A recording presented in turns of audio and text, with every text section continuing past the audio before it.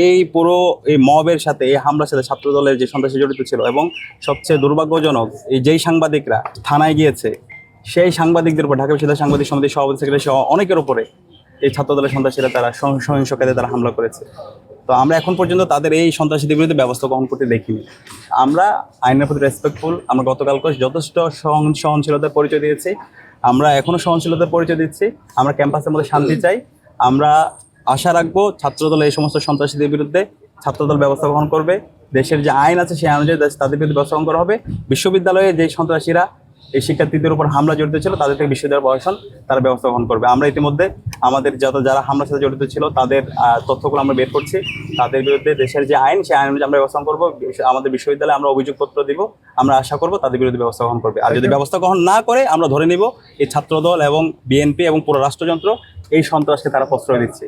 তাহলে এই সন্ত্রাসীদেরকে আমরা ছাত্র সমাজকে সাথে নিয়ে আমরা এই সন্ত্রাসীর বিরুদ্ধে আমরা জবাব দেব। যারা আহত হয়েছে এবি জুবায়ের, মোসাদ্দেক, তারা ঢাকা মেডিকেলে ট্রিটমেন্ট নেওয়ার পর এখন বিশ্ববিদ্যালয় মেডিকেল সেন্টারে আছে। প্রচন্ড আঘাত করা হওয়ার কারণে তাদের শরীরে অনেক বেশি ব্যথা এবং জ্বর আছে। তাদের সুস্থ হওয়ার জন্য আরো একটু সময় লাগবে। আমি দেশবাসীর কাছে তাদের জন্য দোয়া চাই। একই সাথে আমরা ধানমন্ডি থানায় যখন ছিলাম আমরা তো তখন থেকে কথা বলছিলাম, তারা বলছিল নিরপরাধ, তার বিরুদ্ধে কোনো অপরাধ নাই এবং সম্পূর্ণ একটা ফেক স্ক্রিনশট।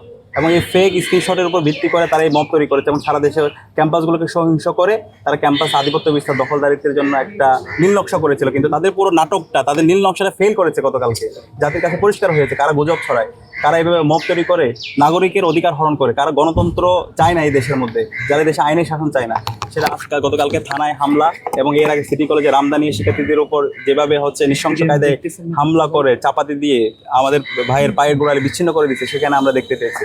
তো আমরা সর্বশেষ কথা বলে পরবর্তীতে সেই যেহেতু নিরাপরাধ তাকে 12 ঘন্টা ধরে থানায় রাখা হয়েছে এবং সর্বশেষ আমরা তাকে আমাদের হাতে তুলে দেয় এবং আমরা নিয়ে আসি। এখানে কোনো রক্তের উপর দিয়ে করতে হবে, আমাদের জীবনের উপর দিয়ে করতে হবে। এবং সে জায়গায় আমরা আছি, আমরা শিক্ষার্থীদের সাথে আছি। আমরা প্রত্যেকটা হলে হলে শিক্ষার্থীদের কাছে যাব, শিক্ষার্থীদের কাছে আমরা তাদেরকে আশ্বস্ত করব এবং শিক্ষার্থীদেরকে সাথে নিয়ে আমরা এই সন্ত্রাসকে প্রতিহত করব।